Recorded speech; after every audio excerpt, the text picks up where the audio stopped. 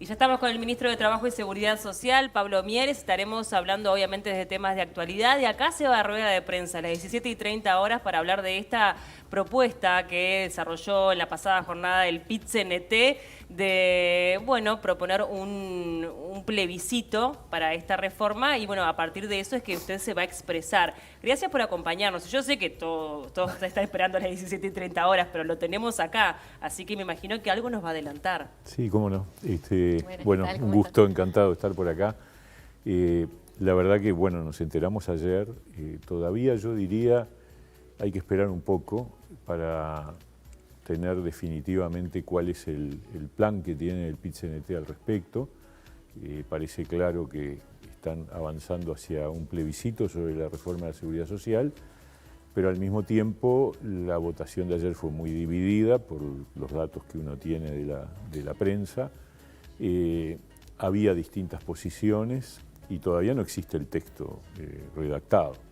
A primera vista, lo que uno dice es justamente esas tres medidas que están planteadas como objetivo de la enmienda constitucional van en la dirección totalmente contraria, no solo a lo que propuso la ley y lo que hoy estamos reformando, sino a lo que todos los partidos políticos pensábamos en el 2019. El problema del sistema previsional uruguayo es que cada vez requiere de más recursos y aumenta el peso en el Producto Bruto Interno.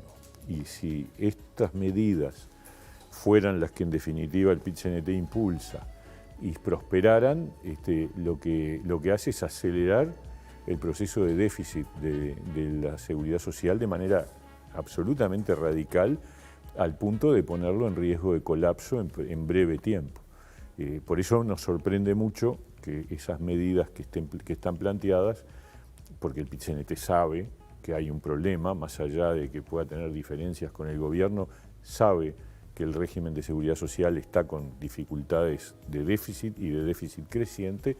Entonces, poner en la Constitución una edad de retiro fija, que en general en el mundo no sé si existen algunos antecedentes al respecto, o eliminar las AFAPs, con todo lo que implica eso, de ahorros individuales que son de personas, no son del Estado, son de cada persona, y subir las jubilaciones bajas, que por supuesto nosotros querríamos, ¿qué más querríamos? Son tres medidas todas que van en sentido de desfinanciar aún más el régimen de seguridad social y por lo tanto afectar fuertemente el futuro de las propias jubilaciones.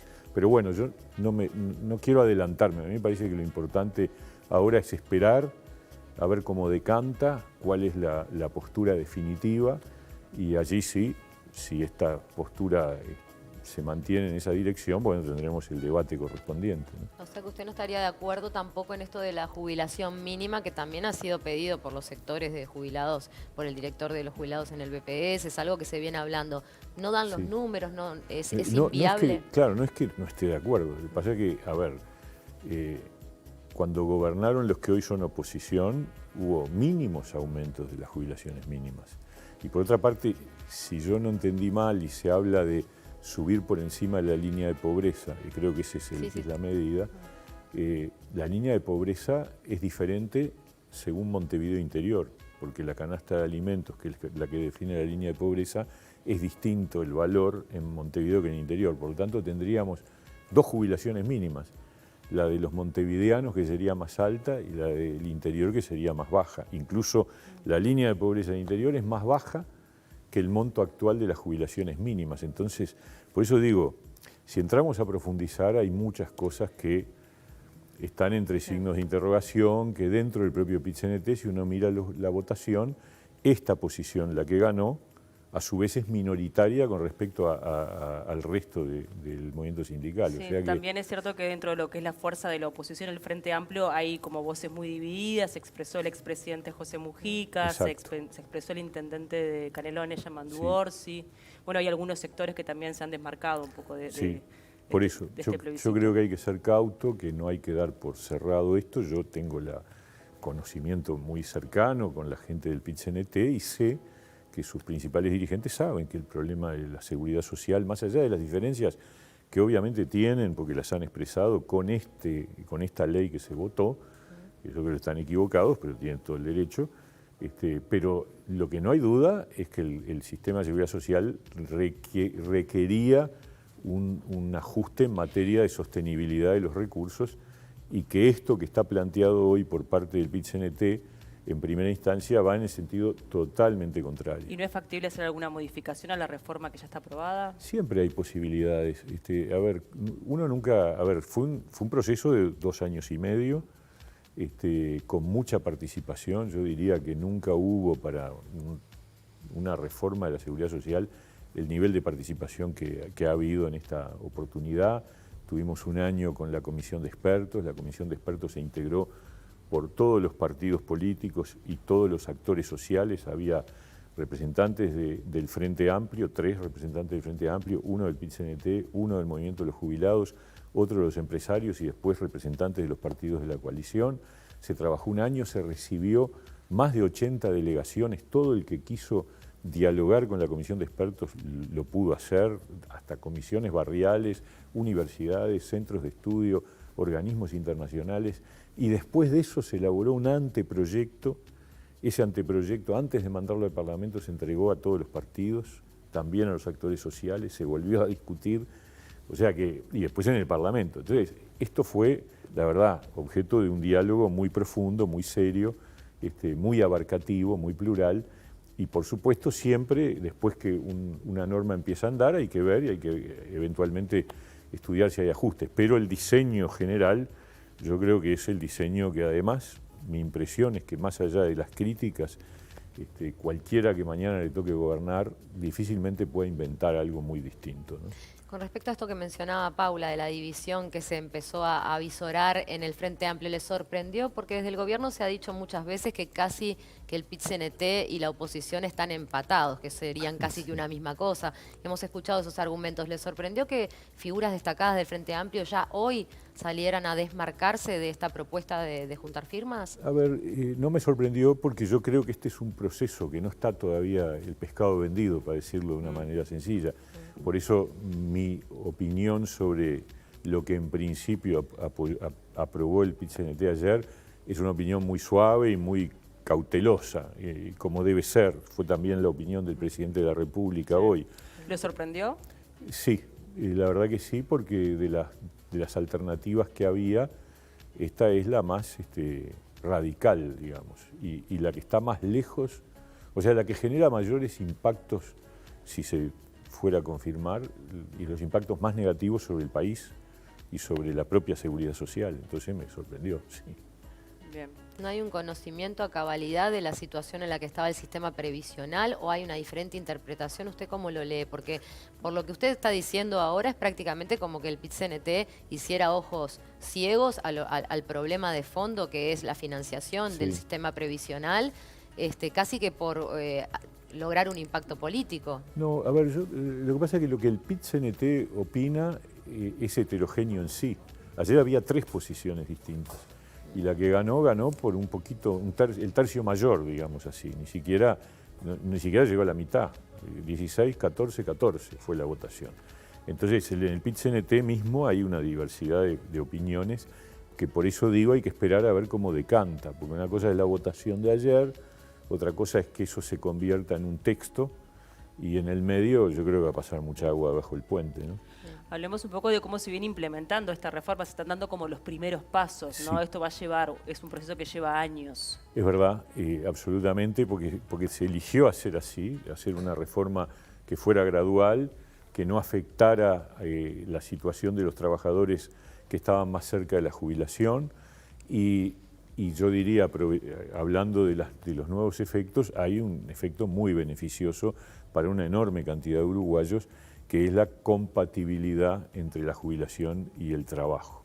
O sea, esto no es que no existiera antes, pero estaba limitado solo a aquellos trabajadores que aportaban a más de una caja. Entonces, aportando a más de una caja y teniendo 2 trabajos o 2 actividades, no había problema, uno podía jubilarse por una caja y seguir trabajando por la otra. Pero la gran mayoría de los trabajadores y de los jubilados son aportantes a industria y comercio dentro del BPS. Y esos no tenían ninguna chance hasta el 1 de agosto, es decir, hasta la semana pasada, de poder jubilarse por una de sus, si tuviera más de un trabajo, por uno de sus trabajos y seguir trabajando por el otro. Tenía que resolver, por ejemplo, una persona que tenía 2 trabajos como dependiente o una persona que tenía un trabajo como dependiente y además facturaba como unipersonal. Hasta el 1 de agosto, todo o nada. O sea, el día que te retirás de todo, a pesar de que es cada vez más frecuente y además es el proceso vital de cada uno, que el envejecimiento es un proceso gradual. Uno no pasa de 100 a 0 de un día para el otro, por suerte, y mucha gente querrá, sí, irse y dejar de trabajar y retirarse y tiene todo el derecho de hacerlo. Pero muchos otros dicen, no, yo prefiero ir bajando, e incluso lo que incorpora esta norma también a partir de la semana pasada es la jubilación parcial. Si tú tenés un solo trabajo, en acuerdo con el empleador podés reducir horario y cobrar la jubilación por el horario que dejás de trabajar y seguir trabajando por el otro y seguir aportando, y luego cuando te jubilás por el resto se te ajusta la jubilación incorporando lo aportado por lo que se siguió trabajando. Entonces, esto, para que se hagan una idea, 2/3 de los jubilados son de industria y comercio. O sea que es una enorme cantidad de personas la que se beneficia de este cambio que está impulsado y que es parte de esta reforma. Y me parece que es bueno tenerlo en cuenta porque a mí me parece que sintoniza mucho más con la vida real de la gente. Vamos a ver, recién empezó, vamos a ver cuánta gente hace uso de esto, porque también los que ya están jubilados, si quieren, a partir de ahora, pueden formalizarse, volver a trabajar y mantienen su jubilación. Y muchos que están en negro, que de repente ahora tienen la chance de... Porque ese era el otro problema, que mucha gente como justamente cuando te jubilás todavía sentís que tenés impulso. No, y las jubilaciones son muy bajas. Claro, esa es la principal razón por la que la gente sigue trabajando la mayor parte de las veces, ¿no? Eso también, por supuesto. Entonces, me parece que va a tener un impacto importante, ¿no? ¿Y cómo ve este problema que fue planteado cuando se pusiera en marcha esta reforma de que ya pasaba en el Uruguay, que muchas veces no había movilidad dentro del trabajo por personas mayores que permanecían en sus cargos? Ahora están amparados por la nueva ley para permanecer aún más. ¿Esto no va a traer cierta rigidez al mercado laboral? Bueno, no es lo que, ahí hablo tomando en cuenta lo que han dicho los expertos que trabajaron en el proyecto. Ellos estudiaron las experiencias en otros países, la experiencia comparada, y no hay evidencia que diga que porque los más veteranos se quedan un poco más o parcialmente, eso afecte el ingreso de otros. Eso es lo que hay en los estudios comparados. Y como ejemplo, yo creo que el ejemplo que puede indicar cómo eso es así es lo que pasó en Uruguay, por ejemplo, con la incorporación de la mujer al mercado de trabajo. O sea, hace décadas, unas cuantas décadas por suerte atrás, la mujer participaba muy poco en el mercado de trabajo. Eso fue cambiando radicalmente y de hecho todavía tenemos una brecha de participación, pero la incorporación de las mujeres al mercado de empleo ha sido muy importante. Pero no había la pérdida vertiginosa de puestos de trabajo que hay hoy por la tecnología. A ver, eso también es discutible, pero déjame terminar el razonamiento y vamos después a eso otro. Y la mujer se incorporó, las tasas de empleo y las tasas de actividad aumentaron significativamente y la tasa de actividad y de empleo de los varones no cayó. ¿Qué quiere decir? Y quiere decir que el sistema laboral es elástico y que tiene capacidad para incorporar.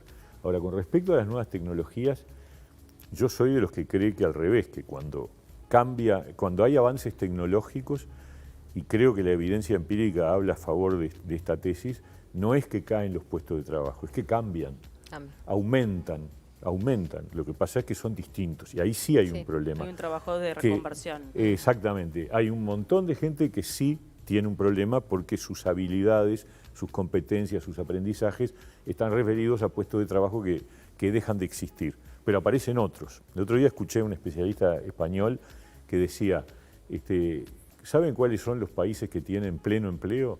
Los que tienen mayor incorporación tecnológica en su mercado laboral. Claro, eso es irrebatible. Entonces, ¿qué quiere decir eso? Quiere decir que los saltos tecnológicos aumentan tipos de trabajo, pero claro, tipos de trabajo con diferentes requerimientos. Y ahí sí tenemos un problema que tiene que ver con dos cosas. Una, con la reforma educativa, porque en definitiva la educación formal tiene que preparar a las nuevas generaciones para el nuevo mercado de trabajo, y eso muchas veces no ocurre. Yo diría es uno de los grandes problemas que tiene el sistema educativo formal, el nuestro y el de muchos países.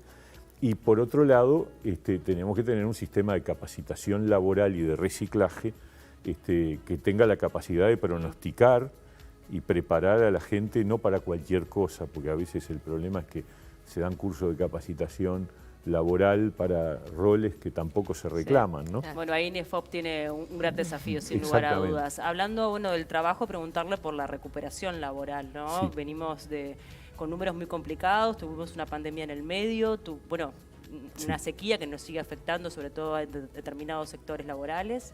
Sí, mira, los números son así.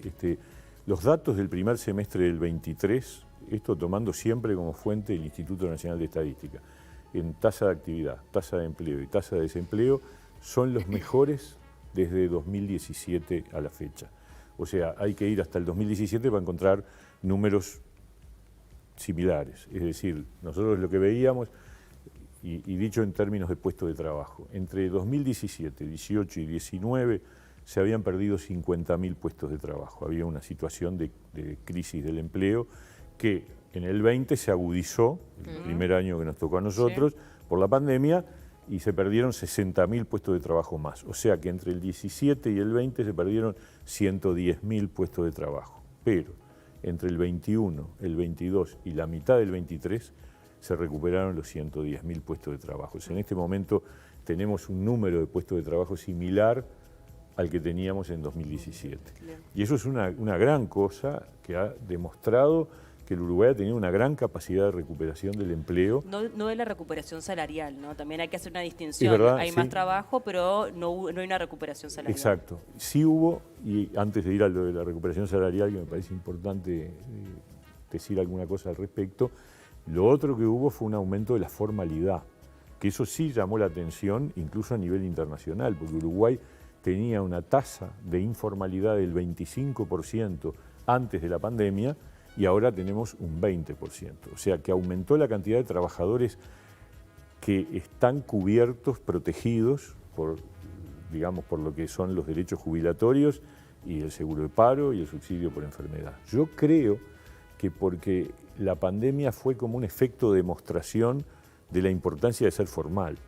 Uruguay, sí, el amparo que dan los sistemas previsionales, ¿no? Exactamente. Y Uruguay, una de las grandes respuestas que tuvo en la pandemia fue seguro de paro parcial, el proteger al trabajador cuarentenado con el subsidio por enfermedad, un montón de medidas que hicieron la diferencia. Dejó a la vista grandes defectos también, ¿no?, de nuestro sistema previsional, como por ejemplo personas que tenían un ingreso menor y como tenían ese ingreso vigente no eran amparados por el ingreso mayor que perdían, en el caso del multiempleo. Sí. Varias fallas que se vieron. Eso sigue siendo un problema porque no está resuelto. Lo resolvimos para el caso de las trabajadoras domésticas, pero no está resuelto en general. Es un tema también de saber cuánto podemos destinar a esa cobertura, pero hay un dato que es brutal, que es que uno va a América Latina y dice que nosotros tenemos un 80% de formalidad y se encuentra con países que es al revés, que tienen un 20% de formalidad. Sí, o que no tienen sistema previsional. Exacto. Prácticamente. Y sí. los seguros de paro... Bueno, pero comparemos por arriba, ¿no? Claro, vamos a compararnos.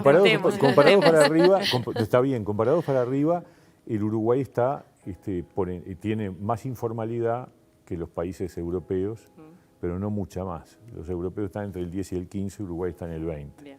Pero sí, nos queda camino por hacer. Y nos quedó pendiente lo de la recuperación salarial. Sí, ahí el tema, efectivamente, cuando vino la pandemia, incluso hubo un acuerdo firmado por las partes, PIT-CNT, cámaras empresariales y gobierno, de aceptar que si la economía caía, esto se firmó en julio del 20, el 6 de julio de 2020, en el Consejo Superior Tripartito, iba a haber una afectación en el salario. O sea que eso asumimos todos que nos iba a pasar. Y efectivamente, a julio del 21 hubo una caída de alrededor de 4 puntos en el salario de la gran mayoría de los trabajadores privados. Hubo sectores que no, hubo sectores que nunca perdieron, pero son minoritarios. La mayoría tuvo una caída de 4 puntos entre julio del 20 y julio del 21. Y ahí comenzó la recuperación. Y efectivamente el año 22 cerró con un promedio de un índice medio de salarios por encima de inflación. Ahí ya hubo una recuperación, la 9ª ronda planteó una parte de la recuperación y la 10ª ronda, la que empezó ahora, establece, de acuerdo a los lineamientos que nosotros dimos desde el Poder Ejecutivo, que estos trabajadores, que ya no es 4, ya tienen un 2, promedio un 2 de pérdida, entre julio del 24, es decir, julio del año que viene, y enero del 25, van a completar la recuperación. Eso es lo que se planteó y es lo que se está negociando ahora y seguramente es lo que va a salir. Y en el sector público se acordó el año pasado un convenio colectivo con COFE, también con la Coordinadora de Sindicatos de la Enseñanza, con lo cual también está en proceso de recuperación. O sea, nosotros vamos a terminar el periodo habiendo recuperado el salario real de los trabajadores, salvo un pequeño grupo relacionado con el turismo que viene más rezagado, que es un 5% del total.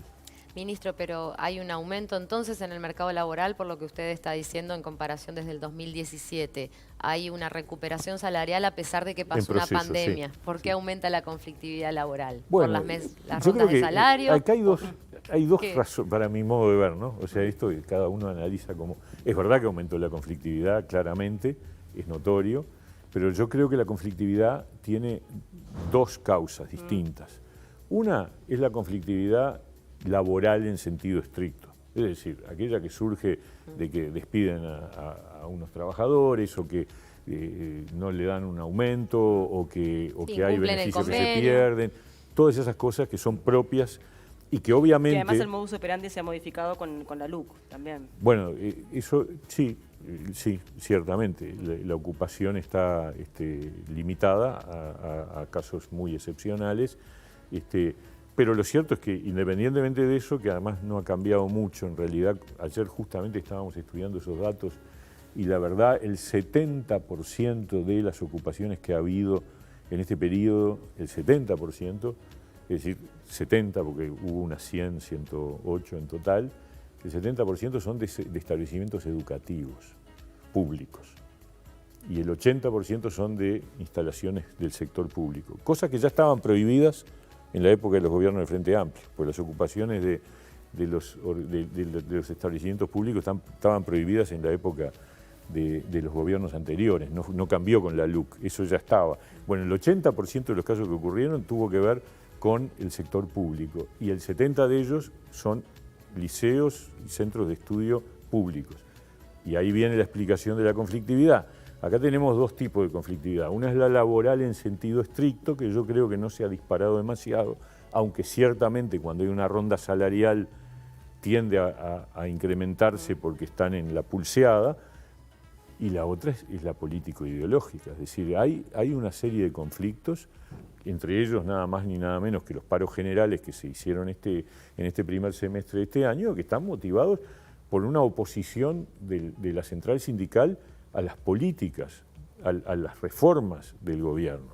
Y no tienen nada que ver, a ver, por ejemplo, el caso de las movilizaciones de Federación ANCAP contra la Asociación por el Cemento. Sí. Ahí no hay en juego ninguna pérdida laboral, ni de puesto de trabajo, ni de salario, ni de beneficios. Están todos garantizados. ¿Qué es? Es ideológico. Estábamos en contra de la privatización, que no lo es, pero estamos en contra de la privatización de ANCAP, no sé qué. Reforma de la Seguridad Social, 2 paros generales se produjeron en contra de la reforma de la Seguridad Social.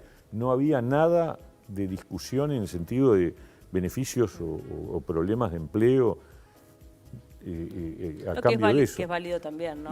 Pero es otro tipo de conflictividad. Es una conflictividad con la que es muy difícil lidiar, porque... O resolverla rápidamente, por lo menos, ¿no? Pero es que además nosotros estamos llevando adelante un programa que fue acordado y que fue votado por la gente y que lo tenemos que cumplir. Entonces, transformar la educación fue parte de lo que dijimos que había que hacer y estamos haciéndolo. Bueno, 70 ocupaciones de centros de estudio públicos. ¿Qué le vamos a hacer? Paros generales contra la transformación educativa, reformar la seguridad social. había que hacerlo. 2 paros generales por la reforma de la Seguridad Social. Entonces, todo eso suma en la conflictividad, pero obviamente es una conflictividad de un tipo totalmente diferente y donde es muy difícil resolverlo porque nosotros no vamos a abdicar de lo que la gente votó que había que hacer. Hablando un poco de los actos fundamentales que tiene el PIT-CNT, voy a hablar del 1 de mayo, allí se puso sobre la mesa lo de la reducción de la jornada laboral, que además es la consigna de la jornada, la que estamos utilizando en el día de hoy. Tenemos opiniones bien diversas por parte de los televidentes. Sí. ¿Lo han estudiado? Sí, a ver, es un tema que ha entrado en el mundo del trabajo, no solo ahora está planteado por el PIT-CNT, sino que en general en el mundo. Lo que nosotros decimos es, esto no se puede resolver como regla general, es un tema que si se pone arriba de la mesa tiene que haber también arriba de la mesa la discusión de la productividad, porque lo que se plantea es reducir la jornada laboral sin perder ingresos. Sí, claro.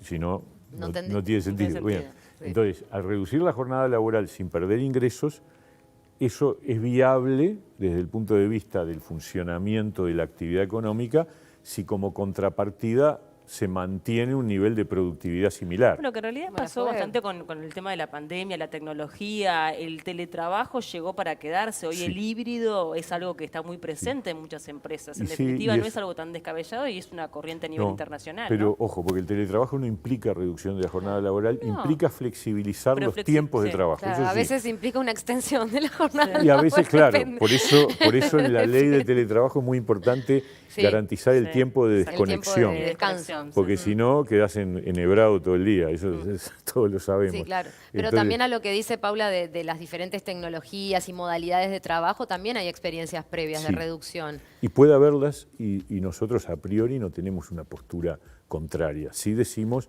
ojo, tiene que haber una mejora de productividad, sea por la incorporación de tecnología, sea porque los propios trabajadores logran mejores resultados contra la reducción de su jornada de trabajo. Ha habido algunos acuerdos en Uruguay, hubo uno en el sector de la bebida, otro en el sector de la construcción, también en la metalurgia.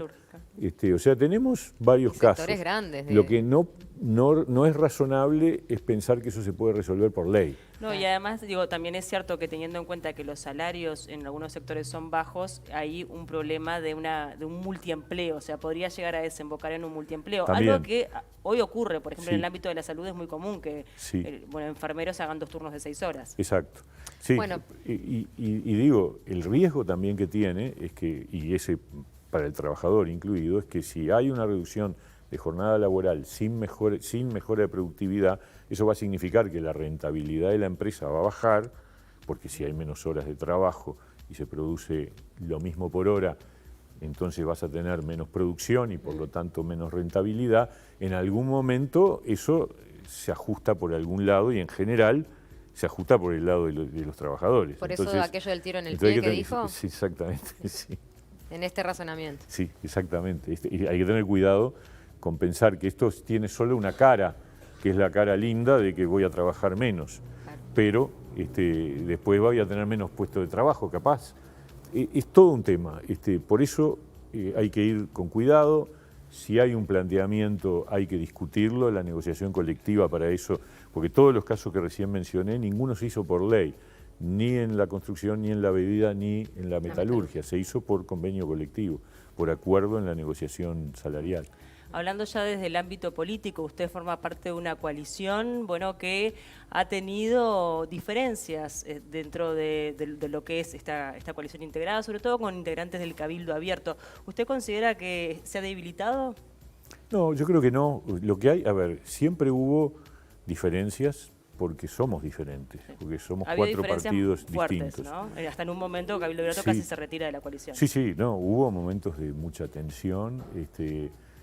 Eso habría que preguntarle a ellos. Yo no debo meterme en eso. Simplemente yo lo que sí hemos hecho como partido independiente es opinar sobre los temas y los 2 grandes momentos de dificultad o de conflictividad que tuvieron que ver, uno con la reforma de la Seguridad Social, en donde hubo una tensión importante, y el otro vinculado con el cambio en el Ministerio de Vivienda, En los dos casos nosotros nos sentimos identificados Con la forestación primero también. Y con la ley forestal primero. Bueno, con la ley forestal. En los tres casos nuestro posicionamiento fue, pero por convicción, porque no por estar del lado de allá o de acá, simplemente la ley forestal, porque nosotros creemos que ese es un camino de desarrollo del país que es valioso y que le ha servido al Uruguay para crecer, sin ninguna duda. Y el caso de la reforma de la Seguridad Social, bueno, era de mi cartera, o sea que estaba directamente involucrado, y también en el debate sobre la gestión del Ministerio de Vivienda compartimos la posición asumida por el presidente. Entonces, en los tres casos hemos tenido posiciones muy claras, distintas a las de Cabildo, sin perjuicio de lo cual yo creo que la coalición tiene un compromiso por el país que se ha ido cumpliendo. Después pasaremos raya al final de qué cosas quedaron pendientes y qué no. Y yo creo que para el 2024 lo que se proyecta es la continuidad de un formato en donde de un lado está el Frente Amplio, que también tiene diferencias internas importantes, nada más que el formato del Frente es partido, pero en realidad es un partido compartido. Una coalición de izquierda. Porque el Partido Socialista, el Partido Comunista, el MPP, son todos, podrían llamarse, ser lemas en realidad, y eran antes, al principio. O sea que me parece que lo que hay es dos bloques, y esos dos bloques es muy probable que se prolongue en cuanto al escenario electoral para el 2024. Y nosotros sentimos que esta coalición va a dejar pendientes cosas para hacer, algunas encaminadas como la educación, otras que también como la reforma del Estado en una primera fase, y bueno, queda pendiente mucho más para trabajar. Muy bien. Bien.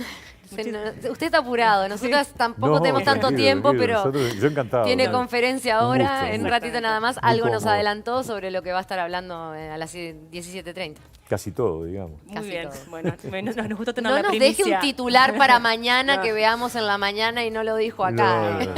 Nos dio la primicia al libro, entonces Ahí quedamos está. con eso. Muchas gracias por No, su un gusto, tiempo, fue un gusto encantado. recibirlo. Gracias, ministro.